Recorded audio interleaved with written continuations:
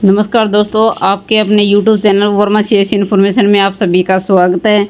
तो दोस्तों, आज मैं आपको दीनदयाल उपाध्याय अंत्योदय योजना 2023 के बारे में पूरी इन्फॉर्मेशन बताने वाली हूं। दोस्तों, इससे जुड़ी हर जानकारी, जैसे दीनदयाल उपाध्याय अंत्योदय योजना कब शुरू हुई थी, क्या इसके बेनिफिट है और कौन कौन इसके लिए आप योजना का फ़ायदा उठा सकता है, कौन कौन, और क्या क्या डॉक्यूमेंट चाहिएगा और कैसे आप इसके लिए अप्लाई कर सकते हैं। तो पूरी इन्फॉर्मेशन है दोस्तों दीनदयाल उपाध्याय अंत्योदय योजना को लेकर, इसलिए वीडियो को बिना स्किप किए हुए दोस्तों एंड तक जरूर देखिएगा। अगर वीडियो अच्छी लगे तो लाइक और शेयर कर दीजिए और चैनल को सब्सक्राइब भी कर दीजिएगा। तो दोस्तों शुरू करते हैं आज की वीडियो।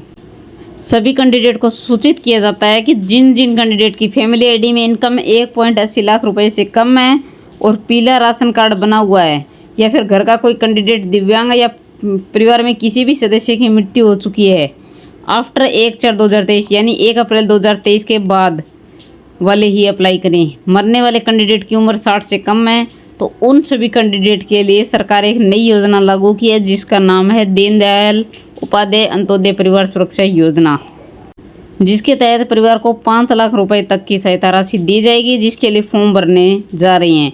आवश्यक दस्तावेज चाहिए फैमिली आईडी, आधार कार्ड, डेथ सर्टिफिकेट, ये दिव्यांग सर्टिफिकेट एप्लीकेबल कैंडिडेट का होना जरूरी है।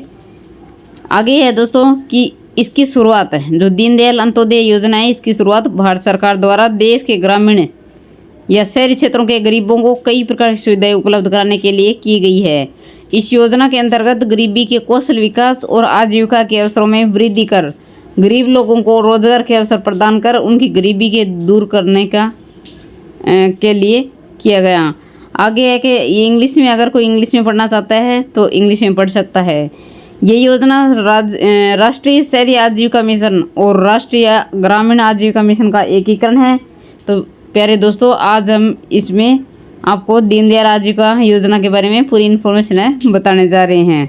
आगे दिखाया कि दीनदयाल अंत्योदय योजना को 2 भागों में बांटा गया है, पहला ग्रामीण भारत के लिए, दूसरा शहरी भारत के लिए। दीनदयाल अंत्योदय योजना के रूप में नामित शहरी घटक को आवास और शहरी गरीबी अपशमन मंत्रालय द्वारा क्रियान्वयन किया जाएगा और दीनदयाल उपाध्याय ग्रामीण कौशल भारत में ग्रामीण घटक का क्रियान्वयन ग्रामीण विकास मंत्रालय द्वारा किया जाएगा।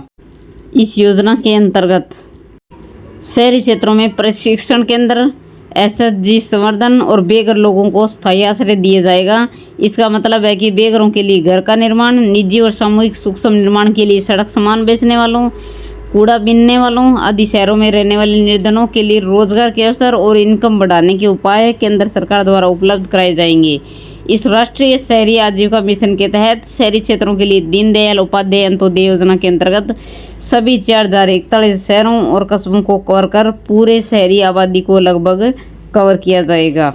आगे दिखाया इसमें इस योजना के उद्देश्य क्या है कि जैसे कि आप लोग जानते हैं कि देश के ग्रामीण और शहरी क्षेत्र के गरीब लोग आर्थिक रूप से कमजोर होने के कारण मजदूरी करके अपना जीवन यापन कर रहे हैं और बहुत से गरीब लोगों के पास को आय का कोई स्थिर साधन ही नहीं है।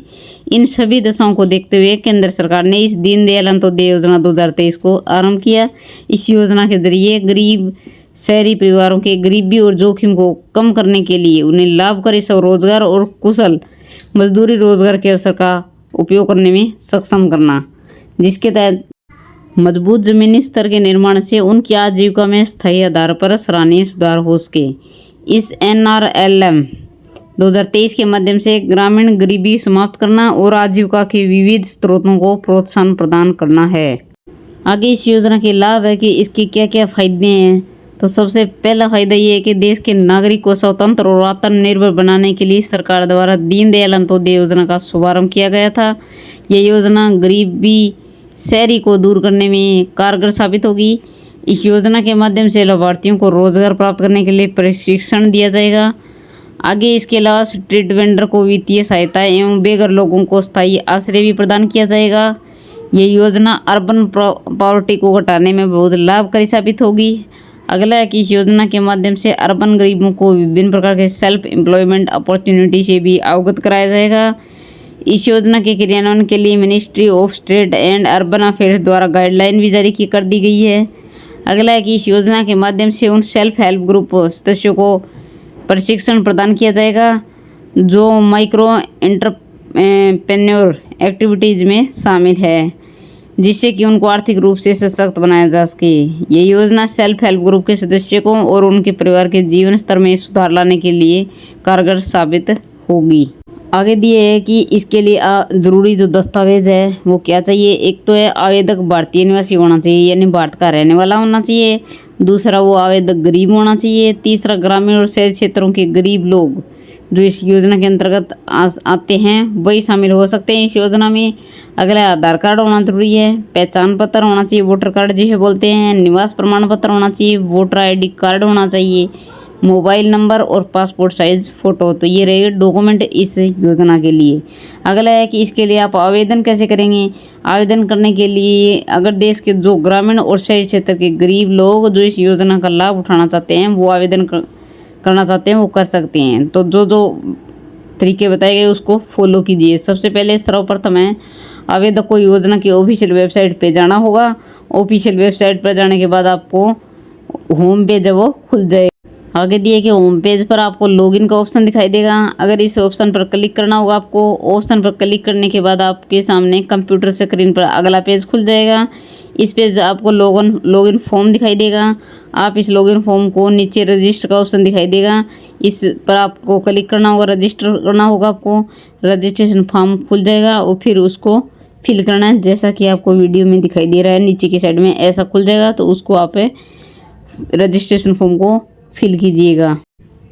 आपको इस फॉर्म में पूछी गई सभी जानकारी जैसे नाम, user name, email address, password, contact number, secure code, सभी डिटेल वो भरनी होगी।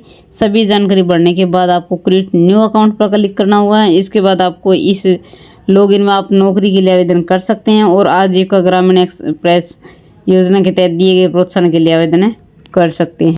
तो दोस्तों आप इस प्रकार आप इस योजना के लिए अप्लाई कर सकते हैं। मैंने डॉक्यूमेंट भी बता दिए है, क्या क्या इससे फ़ायदा होने वाला है वो बता दिया है, क्या इसका उद्देश्य है, क्या इसके बेनिफिट है, पूरी डिटेल आपको इस योजना से जुड़ी वीडियो के अंदर बता चुकी हूँ। तो आई होप दोस्तों आपको ये वीडियो पसंद आई होगी। तो दोस्तों ज़्यादा से ज़्यादा वीडियो को लाइक और शेयर और सब्सक्राइब कर दीजिएगा।